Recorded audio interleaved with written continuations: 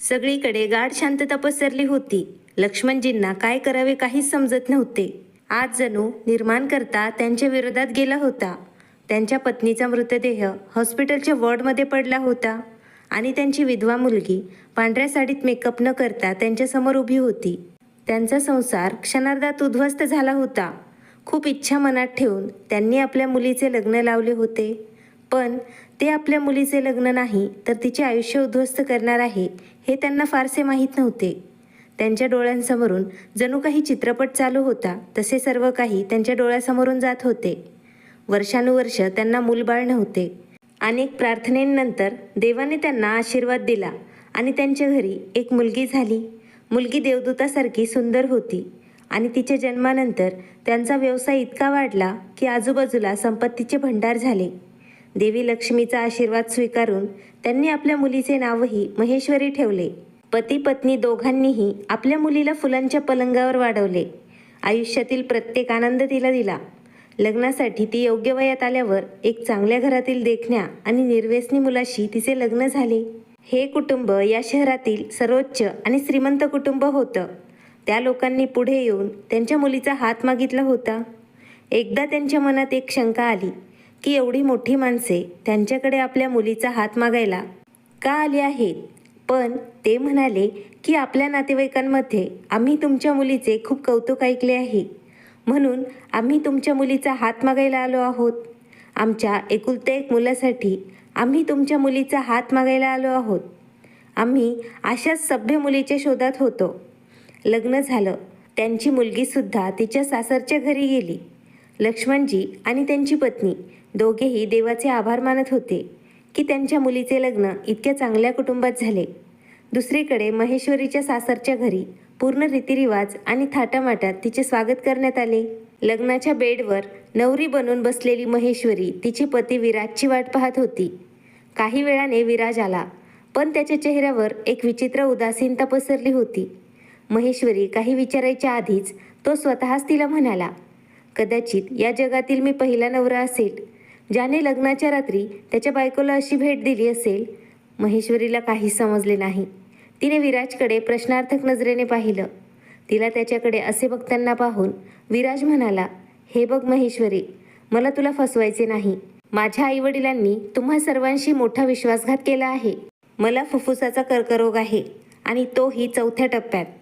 पूर्वी हा आजार कोणत्याही डॉक्टरांना तपासून लक्षात येत नव्हता आणि जोपर्यंत हा आजार आम्हाला कळला तोपर्यंत खूप उशीर झाला होता. आता मी माझ्या आईवडिलांचा एकुलता एक मुलगा आहे, म्हणून घराणेशाही चालवण्यासाठी या सगळ्यांनी हे सगळं नाटक केलं आहे. या 2-4 महिन्यात तू गरोदर राहिलीस तर त्यांचा वंश होणाऱ्या मुलाच्या माध्यमातून चालू राहील, अशी त्यांची सर्वांची इच्छा आहे. असे सांगून विराज ढसाढसा रडू लागला. महेश्वरी आवाक झाली. खरं तर लग्नाच्या पहिल्या रात्री कोणत्याही पतीने आपल्या पत्नीला आपल्या मृत्यूबद्दल सांगितले नसेल, पण आता काही होणार नाही. लग्न तर झालंय, पण कुणास ठाऊक कदाचित विराज बरा होईल. महेश्वरी काहीच बोलू शकली नाही. ती काय बोलणार. 2-4 दिवसांनी महेश्वरीचे वडील आले आणि तिला तिच्या आईवडिलांच्या घरी येती जाती या विधीसाठी घेऊन गेले. महेश्वरी तिच्या वडिलांसोबत नक्कीच गेली, पण दुसऱ्या दिवशी पुन्हा ती परत सासरच्या घरी आली. हे सत्य तिच्या पालकांना कळू नये असे तिला वाटत होते. दुसरीकडे सर्व प्रयत्न करूनही विराजची तब्येत बिघडली. लग्नाच्या 4 महिन्यानंतर विराजने हे जग सोडले. महेश्वरी आई होऊ शकली नाही, पण ती विराजची विधवा नक्की झाली. विराजच्या मृत्यूनंतर महेश्वरीच्या सासरच्या लोकांनी त्यांच्या सुनेला सर्व मालमत्तेवर हक्कदार बनवायचे नव्हते.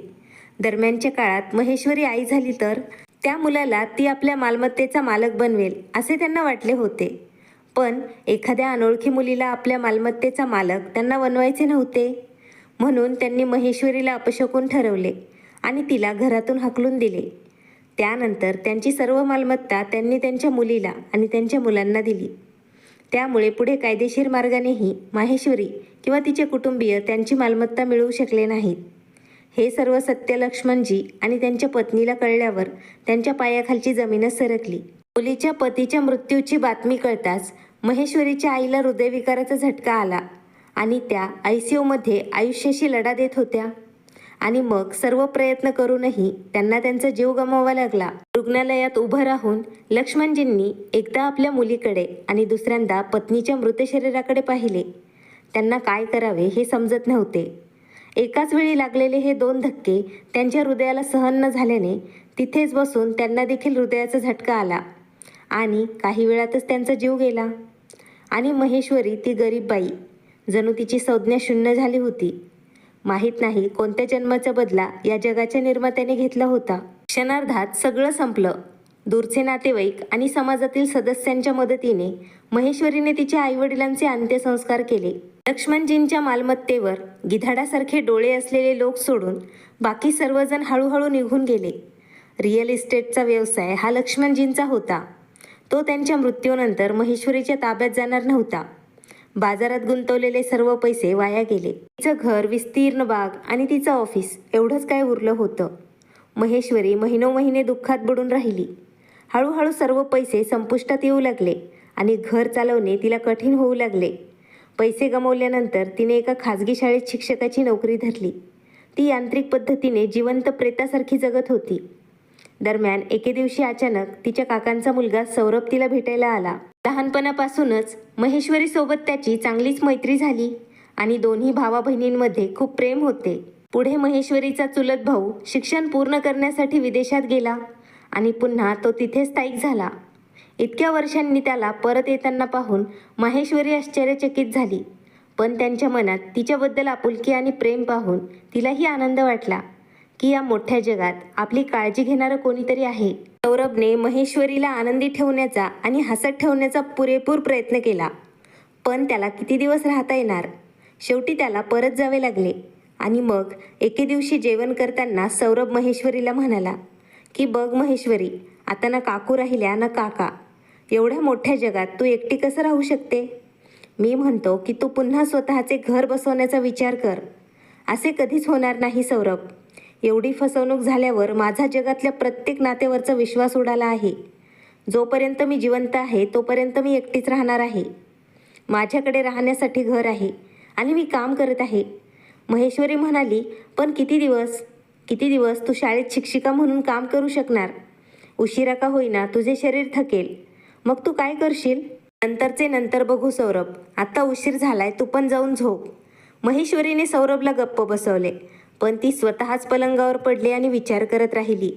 सौरभ बरोबर बोलत आहे. एवढ्या मोठ्या जगात ती एकटी काय करणार. या जगातले सर्वजण फायदा घ्यायला बसले आहेत. तोपर्यंत तिला सर्वांपासून स्वतःला वाचवता येईल. कुटुंबात कोणीच नाही, फक्त काकाला एक मुलगा आहे. या गोंधळात तिला कधी झोप लागली ते कळलेच नाही. दुसऱ्या दिवशी सौरभ म्हणाला की मी फक्त तुला भेटायला आलो होतो. आता महेश्वरी मला परत जावं लागेल. सौरभ परत निघून गेला. तो गेल्यावरही तिला रोज फोन करायचा आणि त्याच्या बायकोशी आणि मुलीशीही तिचं बोलणं करून द्यायचा. हळूहळू महेश्वरीचं मन डगमगू लागलं आणि मग एक दिवस तिने काहीतरी ठरवलं. महेश्वरी रात्रभर मनात विचार करत राहिली. ती तिच्या भविष्याचा विचार करत राहिली.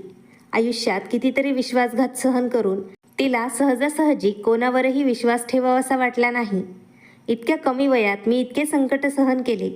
तिच्या एकटेपणामुळे हळूहळू ती डिप्रेशनमध्ये जाऊ लागली. त्यामुळे तिच्या मनात नकारात्मक भावना निर्माण होऊ लागल्या.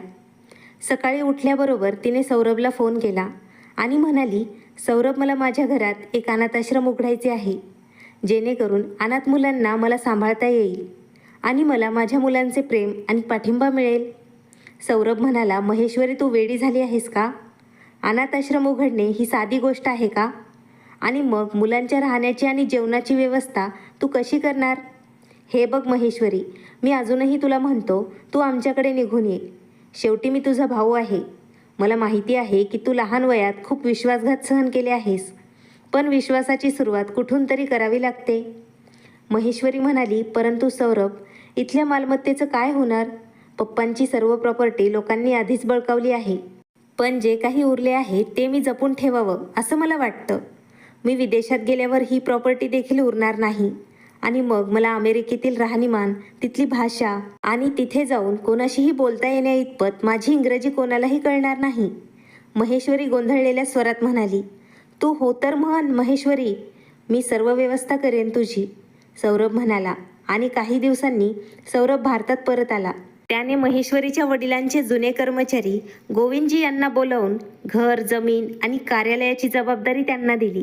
योग्य कराराच्या कागदांवर लिखित करारासह आणि मग तो महेश्वरीसोबत अमेरिकेला रवाना झाला. विमानातल्या खिडकीतून बाहेर बघताना आज महेश्वरीला जणू ती दुसऱ्या दुनियेत जात असल्याचे भास झाला. आणि अशा रीतीने महेश्वरी शेवटी सौरभसोबत त्याच्या घरी अमेरिकेला पोहोचली. सौरभच्या बायकोने त्यांचं मोकळ्या मनाने स्वागत केलं. सौरभला 2 लहान मुली होत्या. त्या दोघीही इतक्या गोंडस होत्या की महेश्वरीने त्यांना पाहताच तिने त्यांना छातीशी घट्ट मिठी मारावी असे वाटले. त्या मुलींनीही हात पसरले, पण नंतर तिने हात जोडले. सौरभची बायको नंदाला आवडेल की नाही कोणास ठाऊक. अरे तू का थांबलीस ताई, आता तुझीच मुलं आहेत हे, शेवटी तू त्यांची आत्या आहेस, नंदा हसत हसत म्हणाली. 2-4 दिवस खूप आनंदात गेले. एक दिवस सकाळी महेश्वरीने नंदा आणि सौरभचे बोलणे ऐकले. नंदा म्हणू लागली, सौरभ मुलांचा सांभाळ करणारी आया तिची नोकरी सोडून गेली आहे. आता मी मुलांना सांभाळणार की माझी नोकरी? नंदा, तू तुझी नोकरी का सोडणार? आपल्या घराचं कर्ज अजून भरायचं शिल्लक आहे आणि आपल्या मुलांच्या शिक्षणाचा खर्च आपल्याला भागवायचा आहे. हे सगळं फक्त माझ्या पगारातून कसं होणार? सौरभ काळजीत म्हणाला. महेश्वरी हे सर्व बघत आणि ऐकत होती. ती पुढे होऊन सौरभला म्हणाली, सौरभ, तू काळजी का करतोस? मी दिवसभर घरीच बसते. मी मुलांची काळजी घेईन. नंदाने नोकरी सोडण्याची गरज नाही. नंदा पुढे जाऊन महेश्वरीला मिठी मारत म्हणाली, तू माझा मोठा प्रश्न सोडवला आहेस महेश्वरी. आज तू नसतीस तर काय झाले असते याचा मला प्रश्न पडतो. तू का काळजी करतेस? मी इथेच आहे तुमच्याबरोबर. त्या दिवसापासून महेश्वरी दोन्ही मुलींची जबाबदारी सांभाळते. त्या मुली महेश्वरीकडे आल्या. मुलींना आंघोळ घालणे, त्यांना खाऊ घालणे आणि झोपवण्याची जबाबदारी महेश्वरी आनंदाने उचलत होती. नंदा आणि सौरभ यांना ऑफिसमधून परत यायला उशीर झाला. तेव्हा महेश्वरी त्यांच्यासाठी जेवण बनवायची. काय मस्त जेवण बनवलं आहे ताई तुम्ही. तुमच्या हातात खरंच जादू आहे. आपण असे जेवण खाऊन अनेक वर्ष झाली. नंदा महेश्वरीला अतिशय भावुक स्वरात म्हणाली, माझ्यासाठी ही खूप मोठी गोष्ट आहे. तुम्हाला मी तयार केलेला स्वयंपाक आवडला. माझ्यासाठी हीच आनंदाची गोष्ट आहे. तुमची काही हरकत नसेल तर मी दररोज स्वयंपाक करेन. महेश्वरी म्हणाली, अगं ताई, विचारतेस का? आम्हाला असं वाटतं आहे जणू आम्ही लॉटरी जिंकली आहे. आता आम्हाला रोज तुम्ही बनवलेले स्वादिष्ट पदार्थ खायचे आहेत. मी खूप नशीबवान आहे महेश्वरी दिदी, सौरभ आनंदाने म्हणाला. असेच 1 वर्ष पूर्ण झाले. महेश्वरीने संपूर्ण घर मोठ्या कुशलतेने सांभाळले होते. तिलाही आपला जीव निदान कोणाच्या तरी उपयोगी पडल्याचा आनंद वाटत होता. येथे प्रत्येकजण आनंदी आहे आणि प्रत्येकजण तिच्यावर खूप प्रेम करतो. येत्या काही दिवसात महेश्वरीच्या वडिलांची पुण्यतिथीची तारीख येणार होती. महेश्वरीने सौरभला सांगितले की इथे एखादा पुजारी सापडला तर तिला तिच्या वडिलांच्या श्राद्धाची पूजा करायची आहे. महेश्वरी, आता आम्हाला इथे एकही भारतीय पुजारी सापडत नाही. तो इथे आहे की नाही हेही आम्हाला माहीत नाही. आणि हो, कोणाची तरी आठवण म्हणून तू नेहमी तुझ्या लक्षात ठेव, आपल्याकडे पुरेसे सामान किंवा पुजारी भेटत नसल्यास बागेतून फुलं आणून पुष्पगुच्छ बनव आणि तुझ्या वडिलांच्या फोटोला ते अर्पण कर. आता आम्हाला दोघांना ऑफिसला जायला उशीर होतोय, म्हणून आम्ही ऑफिसला जातोय. प्लीज महेश्वरी, घर आणि मुलांना लक्ष दे. चल सौरभ, असं म्हणत नंदा आणि सौरभ निघून गेले. त्या दिवशी पहिल्यांदाच महेश्वरीचे मन खूप दुखावले, पण नंतर तिने तिच्या मनाला पटवून दिलं की कदाचित नंदाचं आणि सौरभचं म्हणणं बरोबर आहे. आता तिला इथे श्राद्ध करण्यासाठी पुजारी कुठे मिळणार? खूप रात्र झाल्यानंतर ते दोघेही घरी परतले. तोपर्यंत दोन्ही मुली झोपल्या होत्या. नंदा येताच म्हणाली, महेश्वरी ताई, आम्ही जेवण बाहेरून करून आलो आहोत. तुम्हीही जेवण करा आणि झोपा. महेश्वरी काही बोलली नाही. आज तिला जेवण करावे वाटत नव्हते, त्यामुळे स्वयंपाकघर आवरले आणि ती बेडवर पडली. रात्र झाली होती, पण आज तिला झोप येत नव्हती. तिच्या वडिलांची पुण्यतिथी निमित्त तिला तिच्या वडिलांची खूप आठवण येत होती. बेडवर पडून तिला कंटाळा आला, म्हणून तिने बाल्कनीत बसण्याचा निर्णय घेतला. कदाचित तिला तिथे तरी थोडं बरं वाटेल. तिची खोली सोडून बाल्कनीकडे जात असताना तिची पावले इच्छा नसतानाही सौरभच्या खोलीच्या दिशेने गेले. तिथे ती थांबली. नंदा हसत होती आणि सौरभला म्हणाली, सौरभ, तू चमत्कार केलास. महेश्वरीला मूर्ख बनवून इतक्या सहजतेने तिला उल्लू बनवून इथे आणलेस. मला आयुष्यभर फुकटची मोलकरीण मिळाली. आपल्याकडे मुलांना सांभाळण्यासाठी एक आयाही हवी होती आणि महेश्वरीच्या उपस्थितीमुळे आपल्याला आता आयाचीही गरज नाही. संपूर्ण घरासोबत ती स्वतःची आणि मुलांची काळजी घेते. हळू बोल नंदा. महेश्वरीने हे सर्व ऐकले तर तिच्याकडून हे सर्व काम करण्यासाठी तुला तिला पैसे द्यावे लागतील. त्यामुळे गोंधळ होईल. सौरभ हसत म्हणाला, अहो गोंधळ करून तरी काय करणार? तिचे सर्व विजा पासपोर्ट तुमच्याकडे पडून आहेत. तिचा आजूबाजूच्या लोकांशी संपर्क नाही. कोणाला काही कळणार नाही. आता भारतातील महेश्वरीच्या वडिलांची सर्व मालमत्ता आपल्या नावावर व्हायला हवी. होईल, धीर धर. सर्व कागदपत्रांवर मी माझे नाव नॉमिनी म्हणून टाकले आहे. उद्या काही झाले तर मी सर्व मालमत्तेचा मालक आहे. मालमत्ता मिळवण्यासाठी मला खूप कष्ट करावे लागले आहेत. चल झोप आता नंदा, मला खूप झोप येत आहे, सौरभ म्हणाला. त्यानंतर त्यांच्या खोलीत शांतता पसरली होती आणि कदाचित ते दोघेही झोपी गेले असावेत. हे सर्व ऐकून महेश्वरी बेशुद्ध होऊन खाली पडते की काय असे तिला वाटले. तिचं डोकं गरगरायला लागलं. तिला आत्ता समजले की ही या दोघांची युक्ती होती. मालमत्तेच्या लोभापायी हे दोघेही इतक्या खोलवर खाली पडू शकतात याची तिला कल्पनाही नव्हती. तिचे संपूर्ण शरीर सुन्न झाले होते. महेश्वरी तिच्या पलंगावर येऊन ती त्या दोन्ही मुलींना थोपटत बसली. खरे तर तिचा पासपोर्ट आणि विजा दोन्ही सौरभकडे आहे. आता ती काय करणार? ती आयुष्यभर इथे सौरभच्या विदेशातील घर नावाच्या तुरुंगात कैद होईल का? तुला या घरात मोलकरणीसारखं राहावं लागेल असा विचार करून महेश्वरी ढसाढसा रडली. पण नंतर तिला वाटलं, नाही, मी इतक्या लवकर हिंमत हारणार नाही. मला इथून कोणत्याही परिस्थितीत आपल्या देशात परतावे लागेल. पण त्याआधी मला माझा विजा आणि पासपोर्ट त्या दोघांकडून काढून घ्यावा लागेल. तिच्याकडे भारतात परत जाण्यासाठी तिकिटाचे पैसेही नाहीत. ती काय करणार? पण काहीतरी करायलाच हवं. सर्वप्रथम तिला पूर्वीसारखे सामान्यपणे घरात वावरावे लागेल, जेणेकरून या लोकांना तिच्यावर संशय येऊ नये. त्यांना तिच्यावर थोडीही शंका आली तर ते लोक तिचे जगणे कठीण करून टाकतील. त्यामुळे तिने स्वतःला प्रत्येक परिस्थितीत सामान्य ठेवावे लागेल.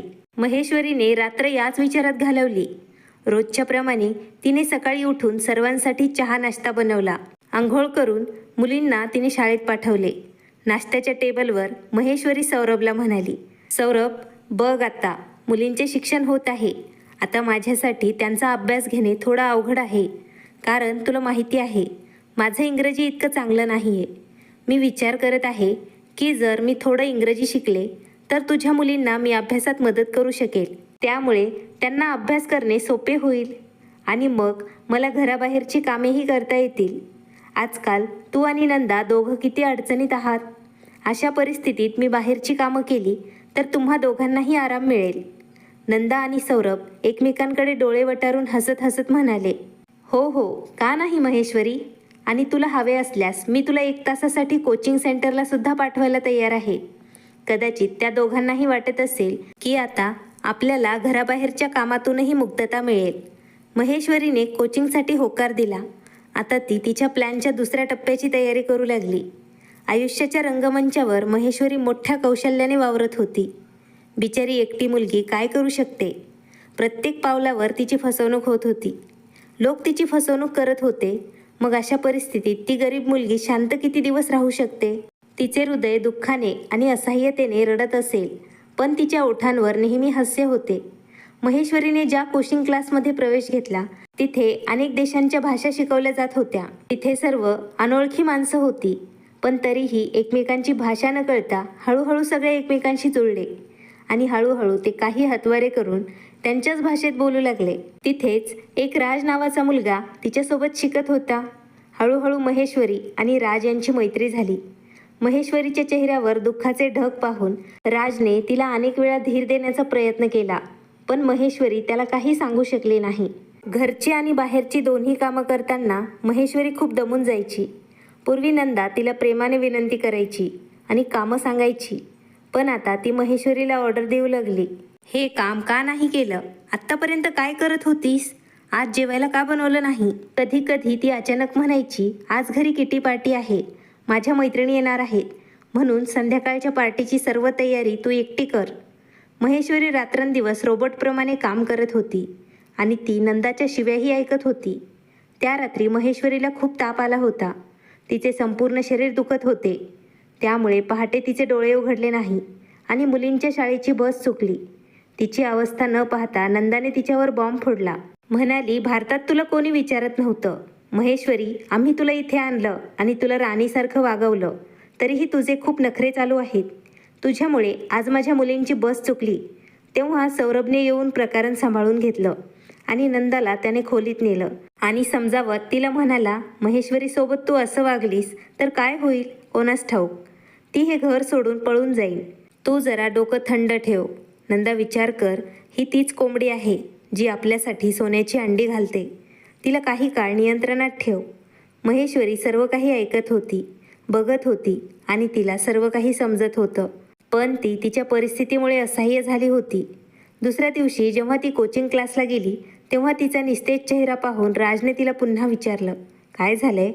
तू मला काही विचारलं तर का सांगत नाहीस? कदाचित मी तुला काही मदत करू शकेन. त्या दिवशी महेश्वरी स्वतःवर नियंत्रण ठेवू शकली नाही आणि तिने राजला सगळं सांगितलं. राजला सगळं काही ऐकून धक्काच बसला. तो म्हणाला, तू पोलिसात जाऊन तक्रार का करत नाहीस?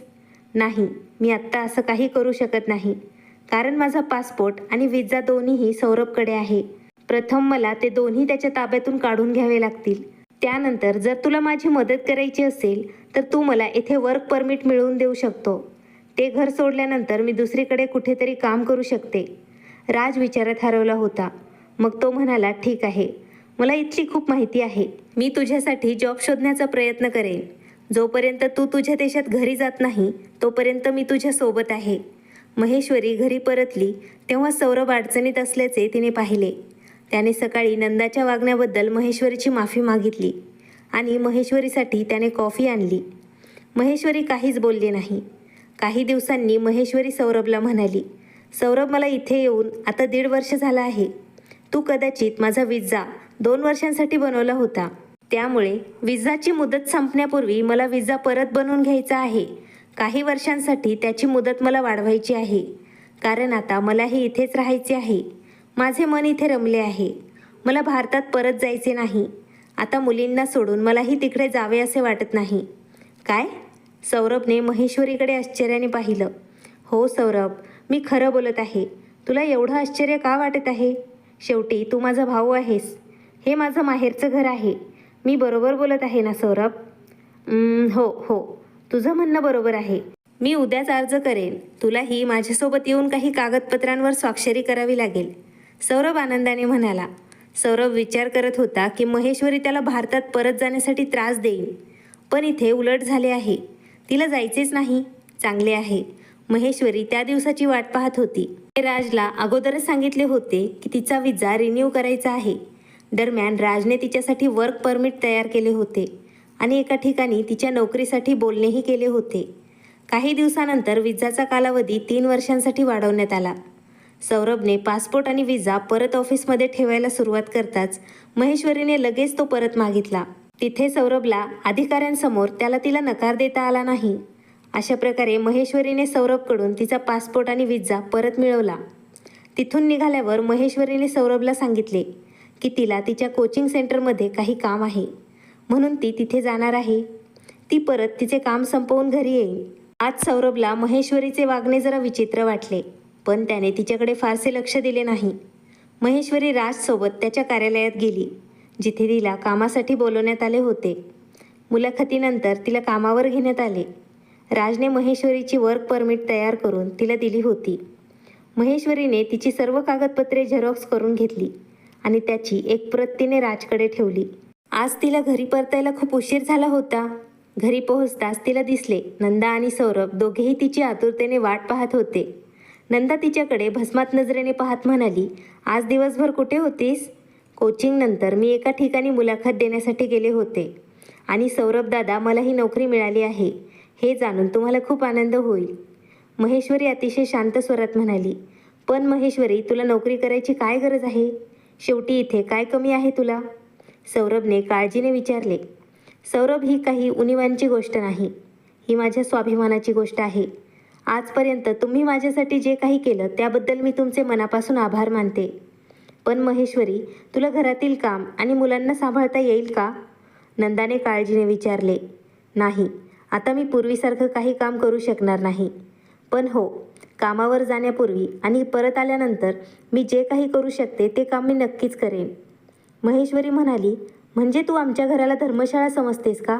इतके दिवस आम्ही तुला आमच्या घरात आदराने ठेवलं.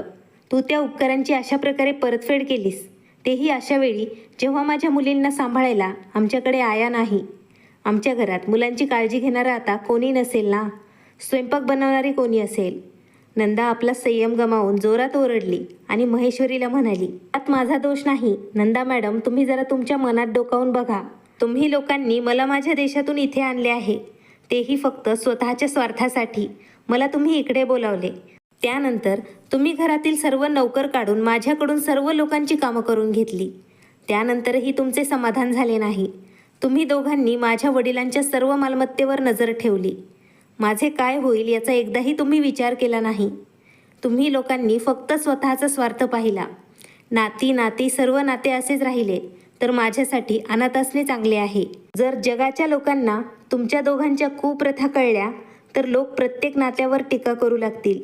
प्रत्येक बहिणीचा आपल्या भावावरचा विश्वास उडेल. असं म्हणत महेश्वरी रडू लागली. सौरभ, तू अगोदर तिचा पासपोर्ट आणि विजा तिच्या जवळचा काढून घे आणि बघ ती इथून कशी जाते. नंदा रागाने म्हणाली, काही उपयोग नाही नंदा मॅडम. मी माझी सर्व कागदपत्र सुरक्षित ठिकाणी ठेवली आहेत आणि त्याची एक प्रत मी माझ्या एका मित्राला दिली आहे.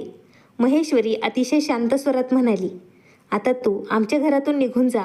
असे म्हणत नंदाने महेश्वरीची बॅग घेतली आणि बाहेर फेकली आणि महेश्वरीला तिने घराबाहेर ढकलून दिले आणि दार बंद केले. स्वार्थाचा हा किळसवाना चेहरा पाहून महेश्वरीचे मन द्वेषाने भरून आले. घराबाहेर बसून ती बराच वेळ रडत राहिली. सौरभ काही अंतरावर उभा राहून संपूर्ण नाटकं पाहत होता. काही वेळाने तिचा मूड हलका झाल्यावर तिने राजला फोन करून तिची कुठेतरी राहण्याची व्यवस्था त्याला करायला सांगितली. ती काही दिवस गेस्ट हाऊसमध्ये राहिली. त्यानंतर राजने तिला राहण्यासाठी खोली मिळवून दिली. राजने महेश्वरीला खूप मदत केली. काही महिन्यांनी महेश्वरी पूर्णपणे सेटल झाली. या नोकरीनंतरही तिने अर्धा वेळ नोकरी केली. तिला खूप पैसा गोळा करायचा होता, जेणेकरून ती भारतात परतल्यावर तिथेही स्वतःचा व्यवसाय करू शकेल. या दरम्यान 3 वर्ष कशी निघून गेली ते कळलेच नाही. महेश्वरी आपल्या देशात परतण्याच्या तयारीत होती.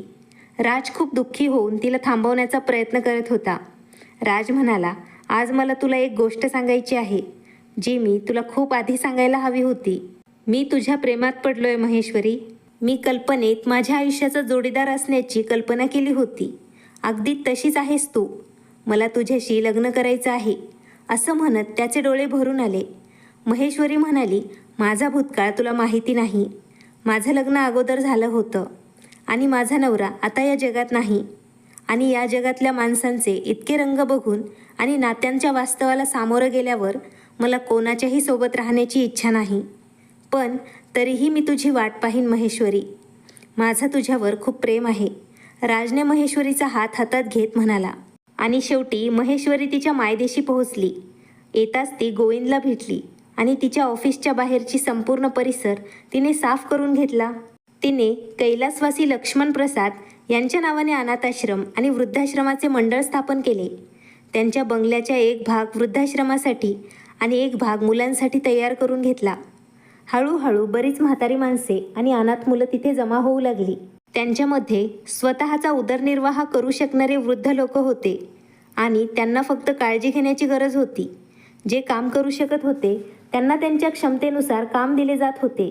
महेश्वरीने आपल्या शहरातील बेरोजगार मुलामुलींना एका कुटीर उद्योगात गुंतवून ठेवले होते, जिथे लोणचे, पापड, खाकरा, मसाला आणि इतर अनेक घरगुती वस्तू बनवून बाजारात विकल्या जात होत्या. हळूहळू सर्वांच्या मेहनतीचे फळ मिळाले आणि त्यांचे काम चांगले चालू लागले. महेश्वरीने अनाथ मुलांना सरकारी शाळेत दाखल केले. आश्रमातील वडीलधारी मंडळी त्या मुलांना आश्रमात शिकवत असत. वृद्धाश्रम आणि बालाश्रम एकत्र असण्याचा फायदा असा झाला, मोठ्यांना मुलांचा सहवास लाभला आणि लहान मुलांना मोठ्यांचे प्रेम आणि काळजी मिळाली. घरासारखे वातावरण तिथे निर्माण झाले होते. कालांतराने माहेश्वरी प्रसिद्ध झाली आणि सर्वजण तिचा खूप आदर करू लागले. लोक पुन्हा एकदा स्वर्गीय लक्ष्मण प्रसाद यांचे नाव मोठ्या आदराने घेऊ लागले. अशीच 5 वर्ष उलटली. महेश्वरी आपल्या कामात इतकी मग्न होती की तिला कशाचेच भान राहिले नाही.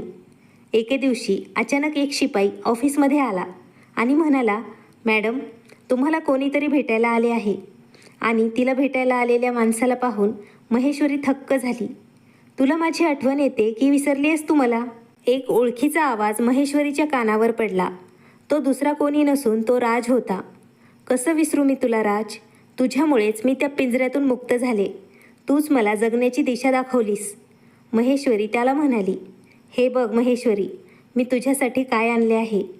आणि मला आशा आहे जर माझी परीक्षा संपली असेल तर तू हे नक्कीच स्वीकारशील. राजने आपला तळहात उघडला तेव्हा त्याच्या हातात एक सिंदूरची डब्बी होती. हे पाहून महेश्वरीला धक्का बसला. इतकी वर्ष तू माझी वाट पाहत राहिलास? यावरून मला विश्वास बसतो की तू माझ्यावर खरं प्रेम करतोस. पण मी लग्न कसे करणार? लोक मला काय म्हणतील? महेश्वरी गोंधळलेल्या शब्दात राजला म्हणाली, या जगात माणूस जेव्हा हवं तेव्हा त्याच्या नवीन आयुष्याची सुरुवात करू शकतो. पण स्त्रियांच्या आयुष्यात वसंत ऋतू एकदाच का येतो? आणि शरद ऋतू येतो तो कायमचा का राहतो?